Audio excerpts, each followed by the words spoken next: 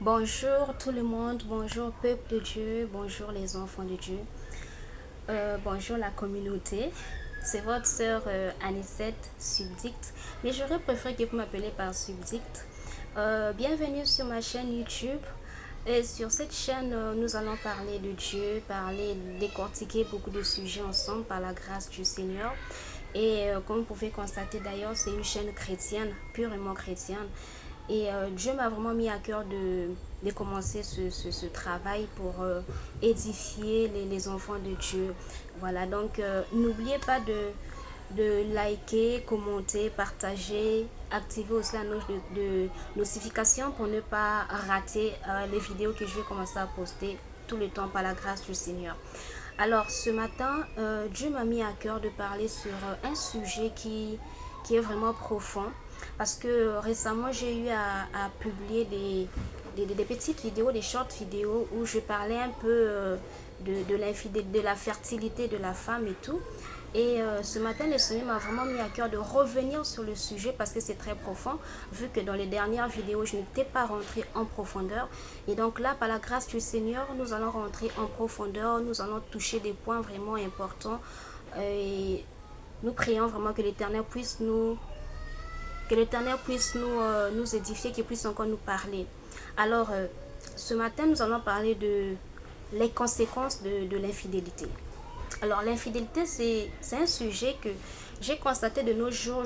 Beaucoup de gens trouvent que c'est normal pour un homme d'avoir 2, 3, 4 femmes, pour un chrétien d'avoir une femme à la maison et en même temps d'avoir une chise à dehors, voire 2, 3, 4. Et normal, au fait, bizarrement, ça ne dérange pas les gens. Alors que c'est un sujet que nous devons en parler, au fait, parce que évidemment, l'infidélité est en train de détruire beaucoup de familles. L'infidélité est à la base de beaucoup de destruction. L'infidélité est à la base de beaucoup de choses. Alors, déjà pour un chrétien, une chrétienne, normalement, c'est un mot qui ne devait pas vraiment exister même dans nos dictionnaires, dans la tête, parce que la Bible nous dit l'homme quittera sa femme et c'est son père, sa mère s'attachera à sa femme et tout. La Bible ne nous demande pas, ne dit pas que l'homme quittera son père et sa mère pour s'attacher à ses femmes, c'est à sa femme. Alors, il faudrait savoir, cher monsieur, que quand vous trompez votre femme, une fois que vous partez dehors, il y a toujours des conséquences. Ne pensez pas que la femme du dehors est contente que tu la traites de chisa. Ne pense pas qu'elle est contente que tu la traites comme un déchet, comme un chiffon parce que bah, là, elle sait que tu es marié et elle t'accepte comme ça, mais c'est une femme, elle est frustrée. Chère femme, ne pense pas que le fait de tromper ton mari, c'est une solution à ton problème. Parce qu'il y a des femmes qui trompent leur mari, tout simplement, elle n'est pas heureuse dans son foyer, ou encore elle ne supporte plus son mari. Il y a des caractères que le mari affiche qu'elle ne supporte plus. Et elle se dit, voilà, tant mieux aller voir dehors. Mais quand tu vas dehors, au fait, c'est là où tu aggraves la situation. Quand tu vas dehors, au fait, c'est là où tu détruis même ton foyer, au fait. Parce qu'il faudrait comprendre, une fois qu'un homme va voir ailleurs, dans le foyer, vous êtes plus deux, vous êtes trois, voire quatre. Si tu as trois tisas, tu as quatre tisas. Ça veut dire que dans ton mariage, vous gérez plutôt le foyer à quatre ou à trois personnes. C'est-à-dire que la chisa a le droit sur ta vie. Elle aura le droit même sur la vie de tes enfants, même sur la vie de ta femme, dans ton foyer, dans ton ménage. Parce que vous deux, vous êtes liés au fait. Quand la Bible dit que les deux deviendront une seule chair, on ne nous parle pas de l'état civil. On ne nous parle pas de la dot seulement ou le mariage religieux. Non. Une fois qu'il y a l'intimité entre vous deux, vous devenez un. Vous êtes mariés devant le Seigneur. Alors imagine que tu es marié avec une femme, toute la famille connaît cette femme ou toute ta famille connaît ton mari, mais en même temps tu as un amant dehors. Tu es aussi marié à cet amant-là. Mais cependant tu ne connais pas l'état d'âme de ton amant. Tu ne connais pas l'état d'âme de ta chisa en fait. Et vous voyez, ce sont des choses qui se passent dans le monde spirituel. Parce qu'il faut comprendre que le monde spirituel est très, très, très, très dangereux. Franchement, ce monde est d'abord spirituel avant d'être physique. Donc, toi, tu te proclames homme parce que tu as deux maîtresses dehors, tu as trois maîtresses et tu crois que tu es un homme. Non, mon frère. Pas du tout. Parce que ce que vous faites dehors, les conséquences, ce sont vos femmes qui subissent dans la maison. Ce que vous faites dehors, ce sont vos enfants qui subissent les conséquences. C'est votre vie, même côté social, vous, partout, dans tous les domaines de votre vie, vous êtes touchés. Vous êtes touché partout. Quand on vous parle, vous dites que non, il veut montrer quoi, non, non, non. On n'est pas parfait. Moi, je suis un homme africain, je peux. Non. Tu peux garder ta femme. Tu peux avoir une seule femme. C'est parce que tu ne veux pas. Ou parfois, vous aimez écouter vos amis. Le fait que ton ami trompe sa femme, toi aussi, pour te sentir homme, tu vas tromper. Tu ne sais pas pourquoi ton ami trompe sa femme. Tu ne connais pas son état d'âme. S'il y a quelque chose qu'elle gagne auprès de cette fille que toi tu ne sais pas, il ne viendra pas te dire écoute mon ami, moi je suis sorcier, quand je vais là-bas, voilà ce que je récupère sur la fille. Il ne va pas te le dire. Et toi quand tu vas dehors, tu ne connais pas l'état d'âme de cette fille. Imagine que tu vas croiser une fille mystique. Vous savez, la femme quand elle est amoureuse, personne ne peut la contrôler. Elle est prête à tout. Elle est prête à tout. Parce que pour elle, elle va se dire ta femme devient un obstacle pour elle. Elle va chercher à écarter cette femme-là sur son chemin afin qu'elle puisse l'avoir pour elle seule. Pareil avec les femmes qui trompent leur mari. Donc vous voyez, l'infidélité, ce n'est pas une bonne chose. Franchement, c'est parce que la suite, c'est la mort. Hein? La Bible dit que le salaire du péché, c'est la mort. La mort, ce n'est pas seulement la mort physique. La mort rentre dans tous les domaines de la vie. Vous avez constaté, il y a certaines femmes, parfois, avant de se marier, c'est une très belle femme. Elle brillait, elle rayonnait. Et une fois qu'elle est mariée, même si son mari a de l'argent, son mari lui donne de l'argent, de quoi prendre soin d'elle. Mais à un certain moment donné, quand tu croises la même fille, tu as l'impression qu'il y a quelque chose qui manque. Tu as l'impression que ça ne va pas dans sa vie. Le problème, ce n'est pas toujours le mari qui la maltraite, mais le problème, c'est le nombre de chisa que son mari a dehors. Il y a d'autres qui vont même plus loin, qui ramènent leur chisa dans la maison parce qu'il ne veut plus de sa femme et la femme aussi ne veut pas divorcer. Est-ce que vous pouvez imaginer à quel point vous êtes en train de souiller vos maisons? Est-ce que vous pouvez imaginer à quel point vous-même vous êtes en train de détruire vos vies? À la fin, c'est pour dire que Dieu, depuis que je prie, le Seigneur ne m'exauce pas. Dieu ne peut pas t'exaucer, tu n'es pas en ordre. Tu n'es pas en ordre. Devant le monde, tu es marié à une femme, tu es marié à un homme. Mais toi-même, dans le secret, tu es marié à plusieurs.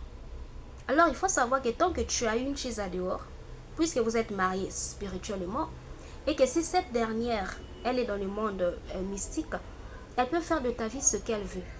Elle peut détruire ta famille. Elle peut détruire ta femme. Nous avons entendu des témoignages ici où tu entends la chisa qui jette un sort à la femme de la maison. Cette dernière parfois décède même. Elle tombe malade. On ne comprend pas d'où vient la maladie. Ce n'est pas toujours les sorciers. C'est pas toujours les sorciers de famille, c'est pas toujours les oncles paternels, c'est pas toujours les X ou les Y. Mais parfois, c'est toi-même où tu étais parti, là où tu as mis le pied. Tu étais avec qui? Tu es parti, tu étais parti voir qui, avec qui vous avez eu l'intimité. Il y a beaucoup de points que l'infidélité touche dans les foyers. Le premier point, nous allons parler de le problème de conception. Aujourd'hui, surtout en Afrique, quand on parle de conception, c'est toujours la femme qui est condamnée. On lui pointe du doigt. C'est elle le problème. Mais très souvent, ce sont les hommes. Ce sont les hommes qui créent ces problèmes-là. La pauvre femme, elle n'a aucun souci. Elle n'a aucun problème. La preuve en est qu'elle fait des examens. On lui dit que non, tout va bien, tu peux concevoir. Mais elle ne tombe pas enceinte. Le problème vient de toi, cher monsieur, où tu étais parti, où tu as mis les pieds. C'est du devoir connaître ton point faible. Elle sait que tu cherches les enfants. Elle sait que si elle te donne un enfant, elle va te garder pour elle. Elle va te garder auprès d'elle. Parfois, tu essaies dehors, je te dis non, je vais d'abord essayer dehors. Tu enceintes une femme dehors. Mais ta propre femme dans la maison ne tombe pas enceinte. Parce que la chise sait que si elle tombe enceinte, tu vas l'abandonner. Tu ne vas plus t'occuper d'elle. Et donc, elle doit aller, elle doit consulter, elle doit faire des choses de telle sorte que ta femme ne tombe pas enceinte. Et toi, tu es là en train d'insulter ta femme tous les jours. Pourtant, tu vas à l'église. Tu vas à l'église, tu écoutes la parole de Dieu, tu médites, tu lis même la Bible. Mais tu es dans la vie du désordre. La chise du dehors, elle va toujours faire des trucs. Elle va toujours faire de son mieux que cette femme ne tombe pas enceinte.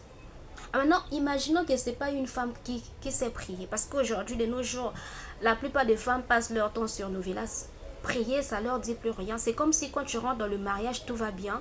Tu n'as plus besoin de prière. Pourtant, quand tu étais célibataire, tu priais. Tu étais une femme de prière. Mais une fois qu'on t'a passé la bague au doigt, tu n'as plus le temps de prier.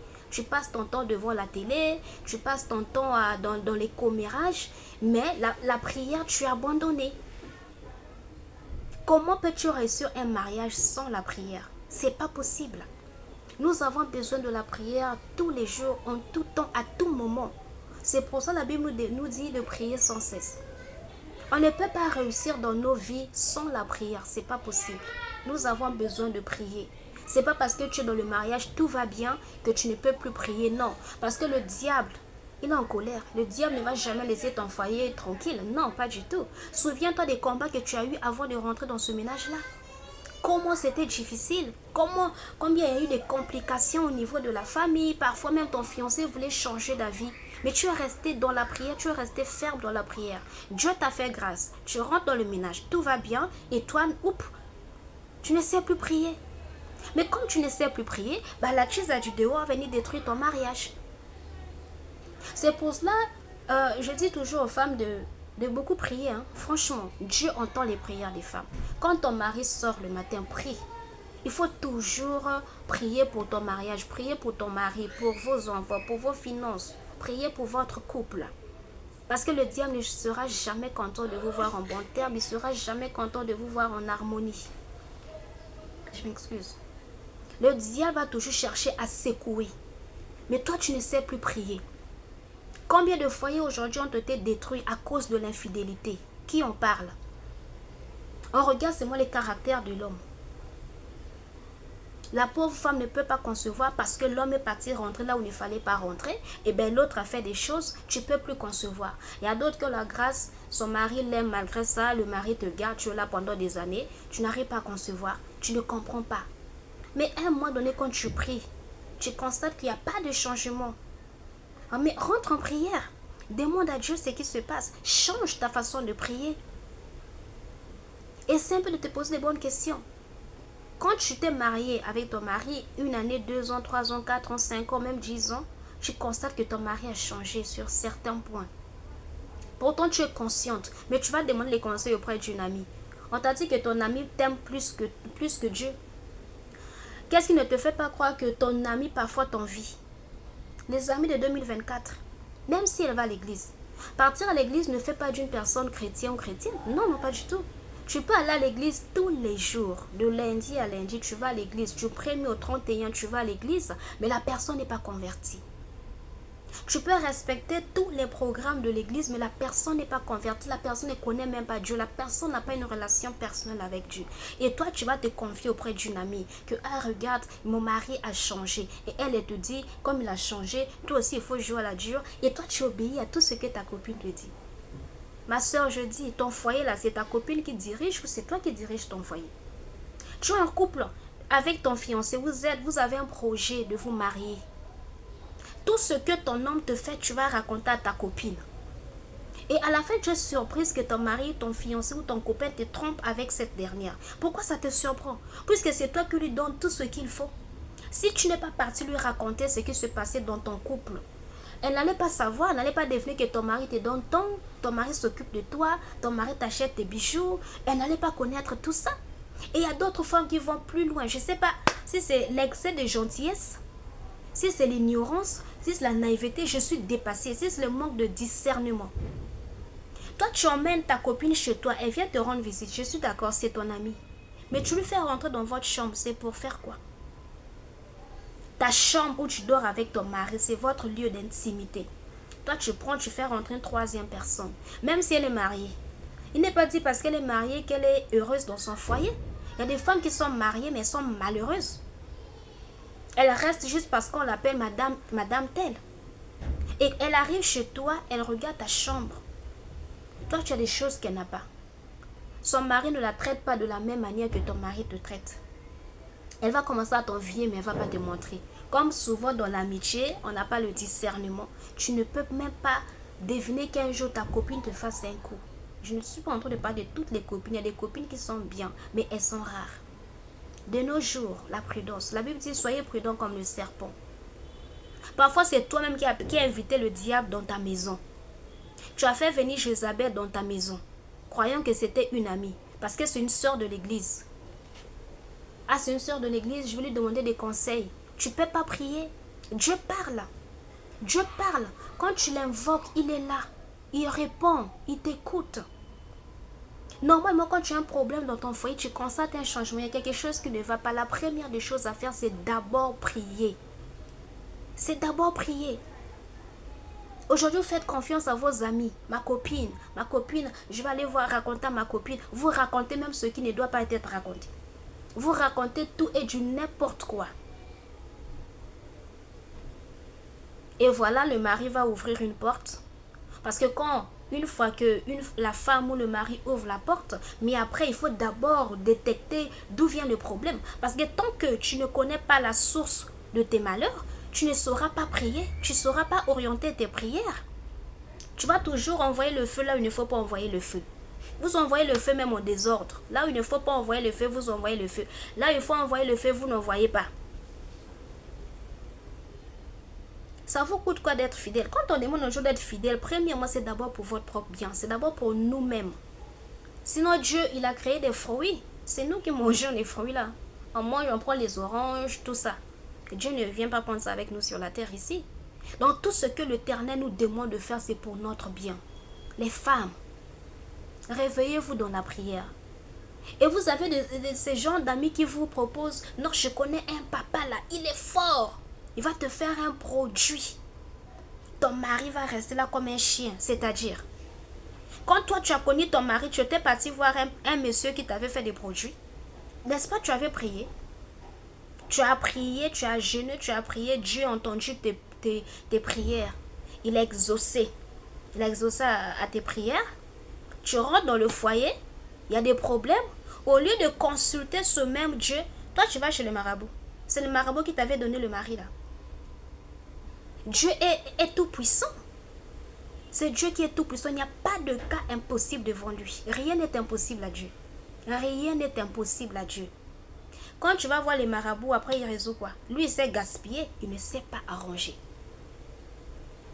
Et même quand tu apprends que ton mari te trompe, si tu ne peux pas rester dans un foyer où on te trompe, mais tu peux partir. Est-ce que tu es obligé de faire ce que tu fais là? Est-ce que tu es obligé de faire ce que tu fais là? Tu sais où tu vas. Devant ton mari, tu es une autre femme. Hein? Quand tu es de l'autre côté là-bas, tu es une autre femme aussi. Ton mari ne sait pas ce que tu fais. Tu as appris qu'il t'a trompé. Et toi, tu vas voir un monsieur pour lancer un sort à l'autre. Entre-temps, c'est ton mari qui l'a abordé, c'est pas elle qui est venue vers ton mari. Vous prenez Dieu, vous mettez dehors. J'ai comme l'impression qu'on veut seulement utiliser Dieu. On sert Dieu quand ça nous arrange. Quand nous avons besoin des choses, en ce moment-là, on prie. Seigneur, donne-moi le travail. Seigneur, donne-moi le mari. Seigneur, donne-moi les enfants. Mais une fois que le Seigneur te donne ce que tu lui demandes, net, on le met dans la poubelle. Dieu n'existe plus. On commence à chercher les solutions ailleurs. Quelle solution tu vas chercher ailleurs que tu n'avais pas cherché avant d'être où tu es? Le foyer que tu as eu par la grâce de Dieu, ce foyer tu es en train de détruire. La Bible dit la femme sage bâtit sa maison. Et la femme insensée la renverse de ses propres mains. Tu es en train de détruire ton propre mariage. Parce que tu veux écouter les copines. Écoute Dieu. C'est le meilleur conseiller. C'est le meilleur conseiller. Et il y a même d'autres femmes. Elle est consciente de ce qu'elle a eu à faire. Elle sait qu'aujourd'hui son foyer est en voie de divorce à cause d'elle. Elle ne sait pas par où commencer. Elle se retrouve piégée, bloquée. Elle regrette. Pourquoi est-ce que j'ai fait ça? Pourquoi je suis partie là-bas? Ma copine m'avait conseillé, pourquoi je l'ai écouté? Réponds-toi devant le Seigneur. Dieu est merveilleux. Réponds-toi devant le Seigneur. Chers messieurs, là, si on a touché le problème de conception, ça touche même les hommes. Imagine que toi, tu trompes ton mari, tu as un amour dehors. Et cet amour est amoureux de toi. Il ne voudra pas que tu sois avec ton mari. Hein. Il va vouloir tout faire pour écarter ton mari afin qu'il règne, qu'il puisse avoir une liberté avec toi. Non. Soyons vrais, soyons sincères. Quand on dit que nous sommes chrétiens, il faut que ça se voit même dans nos actes, dans nos actions. Quand quelqu'un te voit, se dit oui, cette personne-là vraiment c'est une chrétienne. Celui-là c'est un chrétien. C'est pas qu'on te voit à l'église lundi, dans le quartier, on ne sait même pas si tu pries, on ne connaît pas ta position. Le deuxième point que j'aimerais souligner ici comme étant les conséquences de l'infidélité, ce sont des problèmes financiers. Vous savez, comme je l'ai dit tantôt, il y a des femmes ou des hommes avec lesquels il ne faut pas s'allier d'intimité. Une fois qu'il y a l'intimité entre vous deux, cette personne, si la personne est mystique, peut venir dans ta maison comme il veut, puisque vous partagez désormais le même foyer, n'est-ce pas? La personne va venir chez toi comme il veut, et quand il vient, il prend ce qu'il veut. C'est pour ça que vous allez remarquer les femmes, les vendeuses de piments là. Il y a des grands hommes qui aiment souvent les consulter. C'est pas pour rien, c'est spirituel. La journée, elle fait ce elle vend son piment. Le soir, elle vend son piment. Le lendemain, les grands hommes là, ils ont souvent des clients. Tu entends, ah mon client là est ceci, il est comme ça, tel titre, tel statut. Il va là-bas, il sait ce qu'il prend. Parce que quand il arrive sur la fille, il récupère les bénédictions, les grâces que tous les hommes ont laissées. Lui, il récupère, il prospère avec. Donc, c'est comme ça. Parfois, toi, tu trompes pour ta femme, pendant que tu te proclames, oui, je suis un homme. Mais cette dernière vient voler la paix dans ta maison, vient voler la joie, vient voler tes finances. Tu commences à avoir des problèmes au travail.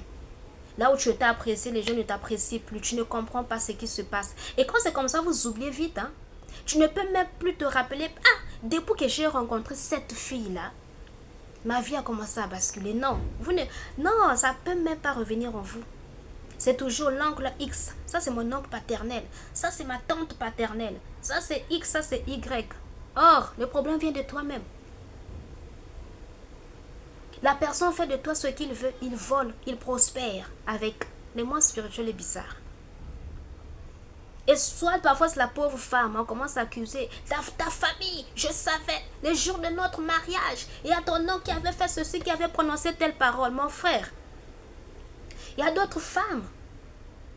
Elle va se donner à n'importe qui et c'est le pauvre monsieur qui subit. Et parfois elle est consciente, la femme est bizarre. Hein? Parfois elle se dit, depuis que j'ai rencontré mon amour là, j'ai comme l'impression que les choses ne fonctionnent plus dans mon foyer comme avant. Tu sais, mais tu fais quoi? Il faut te repentir. Demande pardon à Dieu. Demande pardon à Dieu. Vous voyez jusqu'où l'infidélité peut emmener les gens? Parce que vous êtes plus deux à gérer le foyer. Vous êtes plusieurs dans ce ménage-là. Vous êtes plusieurs à diriger le foyer. D'autres, vous vivez le jour. La nuit, il y a d'autres personnes qui circulent dans la maison, qui récupèrent. Parce que même quand tu vas prier, Dieu est juste. Dieu est juste. On dit, mais c'est aussi mon mari. Dieu est juste. Donc il faut commencer par d'abord détecter. Seigneur, aide-moi. Je ne comprends pas mon foyer. Regarde, qu'est-ce qui se passe? Le Seigneur va te révéler d'où vient le problème. Quand le Seigneur te révèle le problème, mon frère, ferme cette porte. Réponds-toi, dis la vérité à ta femme, prie. Dieu peut réparer. Rien n'est impossible à lui. Troisième point. Troisième point ici, je vais parler de la santé. La santé. Les pauvres enfants. Ça touche même le côté intellectuel des enfants. Vous allez constater, vous étiez bien dans le ménage, tout allait bien, les enfants brillaient à l'école. Du jour au lendemain, les enfants ne comprennent plus rien. Vous commencez à recevoir des plaintes. Mais votre fils ne comprend plus, votre fils dort en classe. Ou encore l'enfant est maintenant tout le temps malade. Ou parfois c'est la femme qui est tout le temps malade. Ou c'est le monsieur qui est tout le temps malade. Les problèmes viennent de l'autre côté là-bas. Quand vous priez là, vous avez des problèmes dans votre foyer. Donc, quand je parle de foyer ici, je parle aussi de ceux qui sont déjà fiancés, voilà, ceux qui aspirent au mariage et tout. Prenez quand même le temps aussi d'abord de vous examiner vous-même. Ne soyons pas hypocrites. L'être humain est trop hypocrite, surtout les chrétiens. Le chrétien est trop hypocrite. Examine-toi d'abord. Tu étais parti où? Tu étais avec qui? Qu'est-ce qui s'est passé? Avant de constater que tes enfants deviennent idiots à l'école, avant de constater que tes enfants tombent maintenant tout le temps malades, ou ton mari ou ta femme tombe maintenant très souvent malade alors que ce n'était pas le cas, Mais essayez un peu de réfléchir, qu'est-ce qui s'est passé? C'est à partir de quel moment? Posez-vous souvent des bonnes questions. À partir de quel moment? Ça va t'aider à te retrouver et de comprendre où se trouve le problème. Parce que si celle ou celui du dehors veut à tout prix dire que moi c'est seulement lui, moi c'est seulement elle, je vous ai dit qu'elle est capable de tout. Elle peut faire des choses pour écarter et t'éloigner de tous les enfants. Nous avons entendu des histoires où, du genre, le monsieur, du jour au lendemain, ne supportait plus sa femme, il a chassé la femme de la maison et même ses propres enfants. Vous croyez que c'est naturel? Un père responsable qui aime ses enfants, qui aime sa femme, ne peut pas renvoyer ses enfants comme ça. Ce sont les témoignages que nous avons écoutés. Mais quand vous regardez le fond, c'est quoi? L'infidélité. C'est l'infidélité qui est la cause. Si toi, en tant qu'homme, je n'étais pas parti rentrer là où il ne fallait pas rentrer, ce problème ne serait pas arrivé. Et vice-versa. Vous voyez, les enfants commencent à tomber malades bêtement. Parce que vous êtes parti là où il ne fallait pas. Vous avez ouvert une grande porte. Alors que déjà le diable est en colère contre nous, les enfants de Dieu. Et de surcroît, depuis très longtemps, il était en train de chercher une occasion de rentrer dans votre famille afin de vous détruire. Et là, vous lui donnez cette opportunité-là. Il va rentrer. Et vous savez que quand le diable rentre dans une maison, c'est pour détruire. C'est pas pour arranger. Les pauvres enfants. Et il y a même des couples, comme disait le Seigneur, qui a même de ces couples, vous voyez, ils se sont mariés une année avant, parfois une année, 2 ans de mariage. La femme tombe enceinte. Quand elle accouche, c'est un enfant qui est un peu... L'enfant a un problème mental. Il y a d'autres qui sont des maladies naturelles, oui, mais il y a d'autres, c'est spirituel. C'est spirituel. Parce que la famille dans laquelle tu es parti mettre les pieds, la famille de ta chisa, tu ne connais pas ce qui se passe dans cette famille-là. Il y a des familles qui ont des interdictions là-dehors. Il y a des filles qui marchent avec des malédictions sans se rendre compte. Parce que dans la famille, on a fait d'elle, on a eu à faire des rituels sur elle quand elle était née. Elle-même, elle ne sait pas. Il y a des familles qu'on ne met pas les pieds. Des familles qui, franchement, non, c'est grave.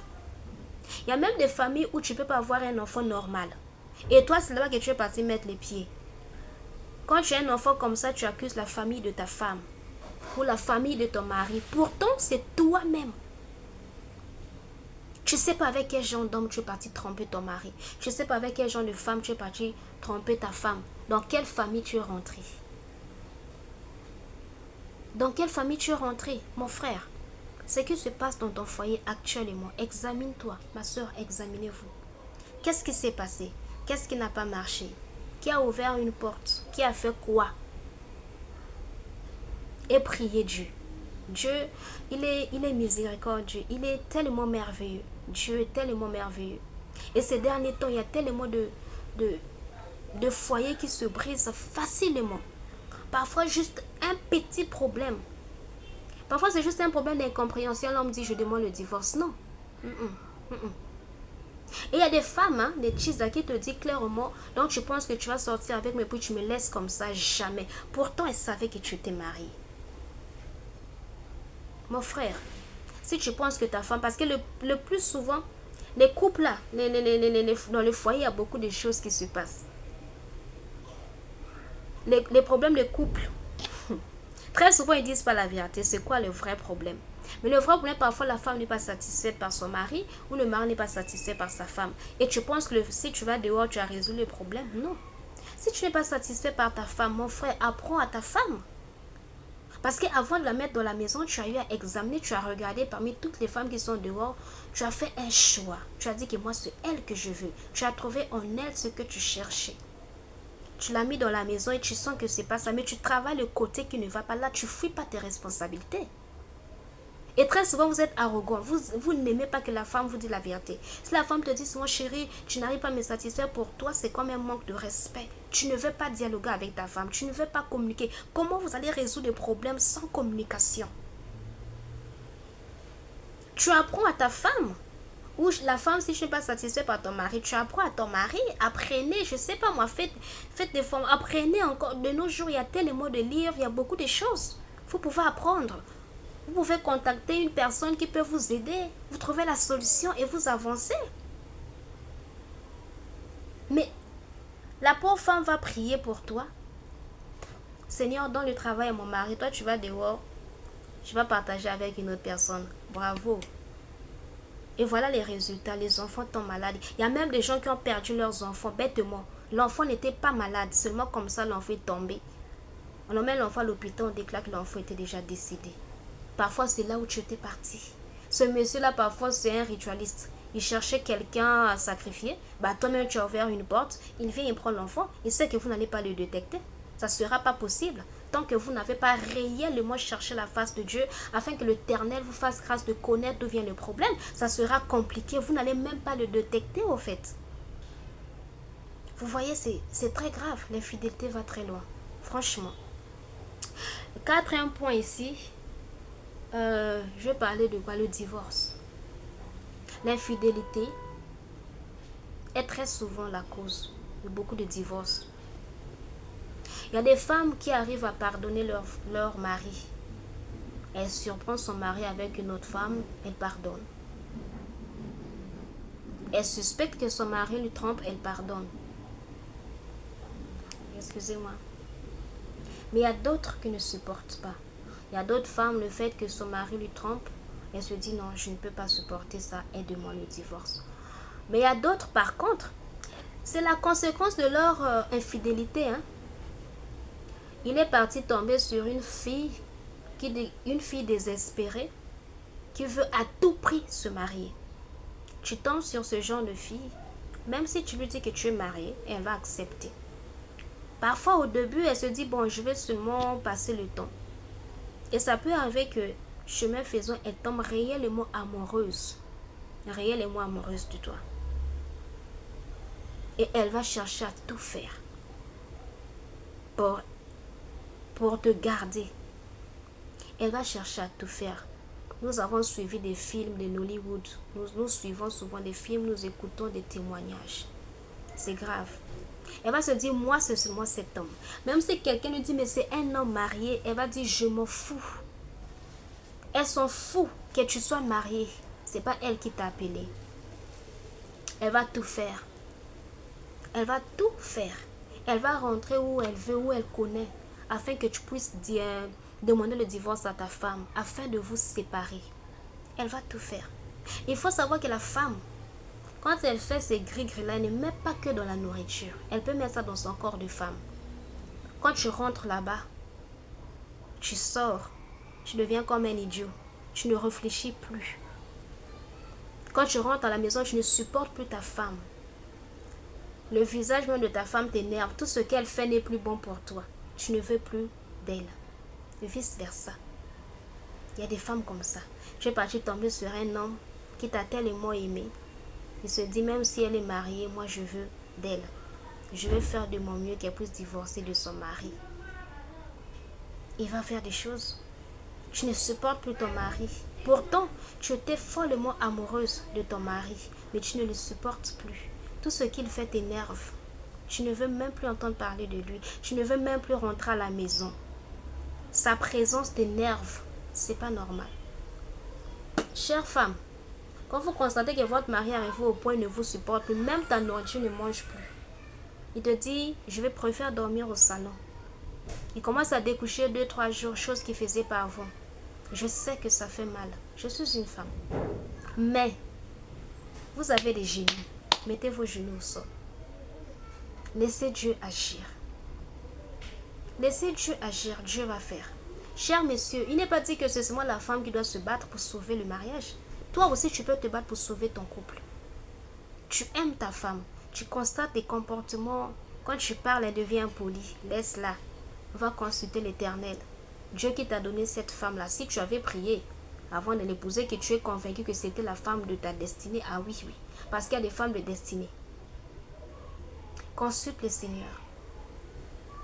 Recommande ton foyer entre les mains de Dieu.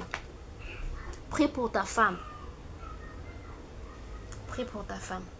Et le dernier point que j'aimerais soulever ici, c'est la mort. Et oui, malheureusement. Malheureusement, on ne peut pas parler des conséquences de l'infidélité sans parler de la mort. La Bible dit dans Proverbe, nous allons lire ça ensemble.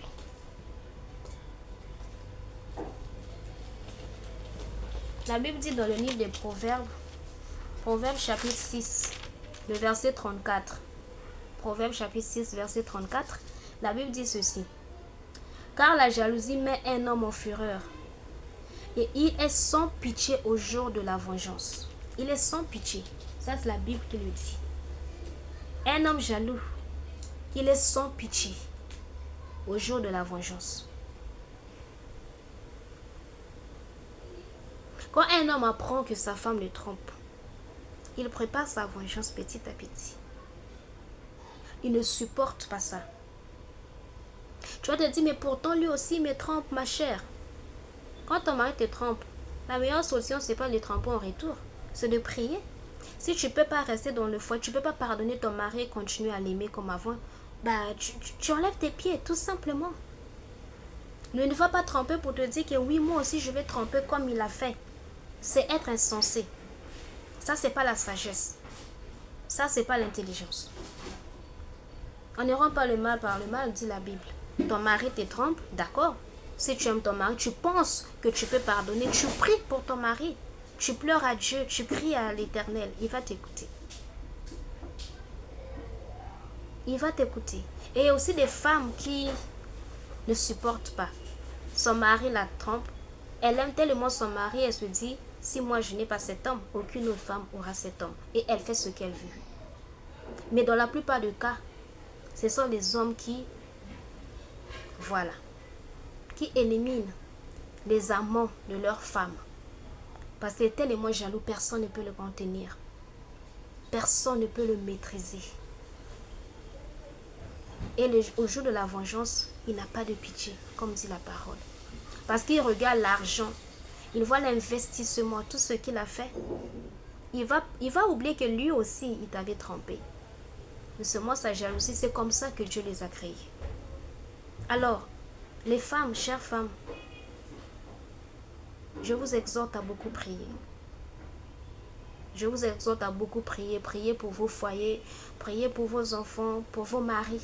Priez vraiment pour vos maris. Vous savez, je ne suis pas en train de dire que les femmes ne sont pas tentées. Les hommes sont tentés, les femmes aussi sont tentées. Mais les hommes sont souvent vraiment tentés. Il y a de ces choses qu'ils font, ils n'avaient pas planifié faire ça. Ils n'avaient même pas une idée que ça devait arriver. Il y a des gens qui se baladent avec des choses qui ne sont pas naturelles. Il y a des femmes qui ont des trucs en eux. Quand elles te fixent droit dans les yeux et que toi tu n'es pas fort, tu n'es pas fort, tu vas tomber dans son piège. C'est pas parce que ton mari t'a trompé qu'il ne t'aime pas ou il a fait exprès. Moi, je suis en train de parler de cas où le mari lui-même ne comprend pas qu'est-ce qui s'est passé pour qu'il se retrouve avec cette fille-là. Je ne parle pas des hommes qui vont tromper leur femme consciemment sous prétexte que non, on ne peut pas manger la même nourriture tous les jours. Dans le cas contraire, il ne fallait pas te marier. Donc, chères femmes, priez. Évitez trop de commérage. Évitez la distraction. On est trop distrait. Évitons la distraction. Le secret du mariage, c'est d'abord la vie de prière. Bâtis ton foyer dans la prière. Prie pour ton mari tous les jours. Prie pour toi-même, pour vos finances. Même pour les amis de ton mari là. Parce que tous les amis ne sont pas amis. Alors, j'aimerais encourager une personne ici. Je sais qu'en ce moment, il y a des femmes qui traversent des moments vraiment difficiles. Elle se dit, est-ce que je vais m'en sortir? Son mari a totalement changé. Sa femme a complètement changé. Elle ne reconnaît même plus son mari. Elle parle à peine à son mari. C'est difficile. Elle aime son mari. Elle cherche la solution de gauche à droite. Ça ne marche pas. Et elle est désespérée. Bon, je veux dire, elles sont désespérées parce qu'il y a beaucoup de femmes qui se retrouvent dans des situations pareilles. Tout ce que je peux vous conseiller, c'est de faire confiance à Dieu. Vous savez, Dieu, lui, il n'aime pas des zigzags.